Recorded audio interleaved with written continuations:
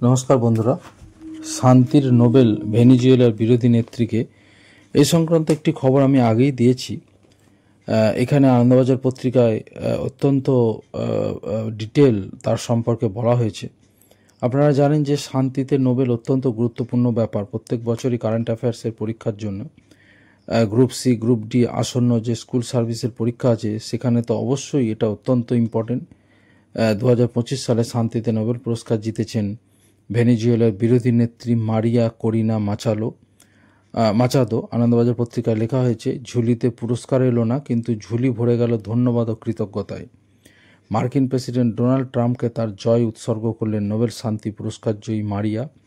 ভেনিজুয়েলার বিরোধী নেত্রীকে এই খেতাব দিয়ে সুইডিশ নোবেল কমিটির চেয়ারম্যান ইয়র্গেন ওয়ার্টনে ফ্রিডনিস বলেন, ভেনিজুয়েলার বিরোধীদের একজোট করে দেশটিকে শান্তিপূর্ণভাবে গণতন্ত্রের পথে নিয়ে যাওয়ার চেষ্টা চালানোর জন্য এই খেতাব দেওয়া হলো মাচাদোকে।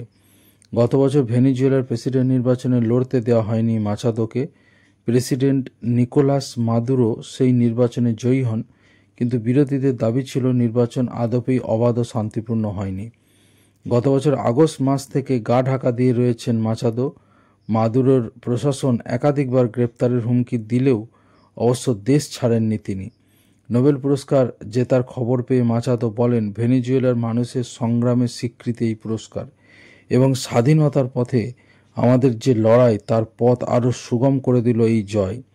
সমাজ মাধ্যম এক্সে মোহনদাস করমচাঁদ গান্ধীকে উদ্ধৃত করে তিনি লেখেন, আমি যা যা করব তার হয়তো কোনো গুরুত্ব নেই, কিন্তু এটাই গুরুত্বপূর্ণ যে কাজটা করে যেতে হবে।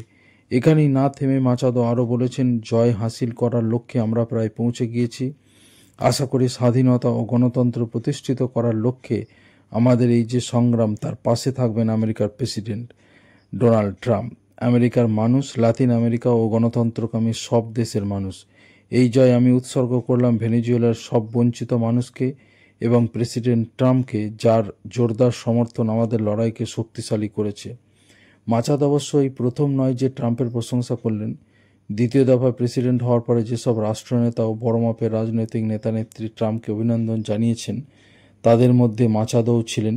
নোবেল শান্তি পুরস্কার জেতার পরে মাচাদোর এই অকুণ্ঠ প্রশংসার আগে অবশ্য ট্রাম্পকে পুরস্কৃত না করার জন্য সুইডিশ নোবেল কমিটির সমালোচনা করে এক বিবৃতি জারি করে হোয়াইট হাউস। সমাজ মাধ্যম এক্সে ওভাল অফিসের তরফে জারি করা এই বিবৃতিতে হোয়াইট হাউসের মুখপাত্র স্টিফেন চিটং বলেছেন, প্রেসিডেন্ট ট্রাম্প তার মানবিকতা নিয়ে শান্তি চুক্তি বাস্তবায়িত, যুদ্ধের ইতি ও মানুষের প্রাণ বাঁচানোর কাজ করে যাবেন। তার মতো কেউ কখনো শান্তি স্থাপনের সংগ্রাম চালাননি। অর্থাৎ নোবেল পুরস্কার না পেলেও তিনি যে অর্থাৎ ডোনাল্ড ট্রাম্প যে গোটা বিশ্বে চারিদিকে যুদ্ধ থামানোর কাজ করছেন সেটাই কিন্তু হোয়াইট হাউসের তরফে উল্লেখ করা হয়েছে। এবার নোবেল শান্তি পুরস্কার পাওয়ার জন্য জোর তদবির করেছিলেন ট্রাম্প। তার পূর্বসূরি বারাক ওবামা নোবেল শান্তি পুরস্কার পাওয়া নিয়ে তাকে তিনি বলেছেন যে আমি 8খানা যুদ্ধ শেষ করেছি, যুদ্ধ বন্ধ করেছি, তাহলে আমাকে কেন পুরস্কৃত করা হবে না। যাই হোক, শেষমেশ এবার নোবেল এমন একজন পেয়েছেন ভেনিজুয়েলার নেত্রী, যিনি বিরোধী নেত্রী। আর আমরা জানি গণতান্ত্রিক দেশে বিরোধী নেত্রী বা বিরোধী নেতা তাদের গুরুত্বপূর্ণ ভূমিকা থাকে যে কোনো রাষ্ট্রে, যে কোনো সময়ে। অনাদিকাল ধরে আপনারা জানেন যে যারা বিরোধী তারা যদি কণ্ঠস্বর না চড়ায় তাহলে সাধারণ মানুষের আওয়াজ কিন্তু সরকারের কাছে পৌঁছাবে না। তো সেটাই হয়তো তারই স্বীকৃতি দিয়েছেন নোবেল কমিটি।